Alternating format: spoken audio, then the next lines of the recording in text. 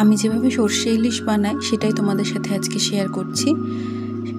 তেলের মধ্যে কালো জিরে ফোড়ন দিয়ে আমি আগেই মিক্সিতে কালো সর্ষে, সাদা সর্ষে, কাঁচা লঙ্কা আর নুন দিয়ে পেস্ট করে রেখেছিলাম।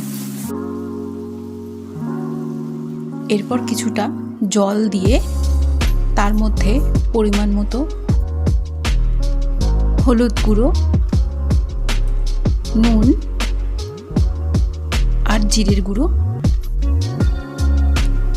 খুব ভালোভাবে মিশিয়ে নিয়েছি। এরপর একটু ফুটে উঠলে আগে থেকেই আমি ইলিশ মাছগুলোই নুন আর হলুদ মাখিয়ে রেখে দিয়েছিলাম, সেটা দিয়ে দেব।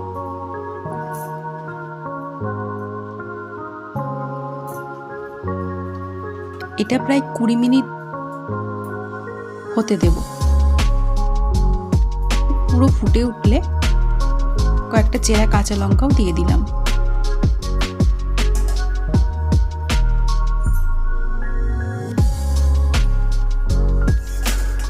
দশ মিনিট যখন হয়ে যাবে তখন মাছগুলোকে খুব হালকা হাতে উল্টে দিতে হবে।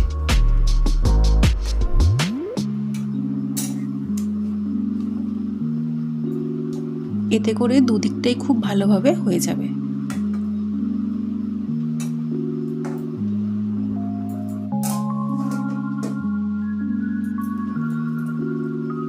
আমার প্রায় হয়ে এসেছে।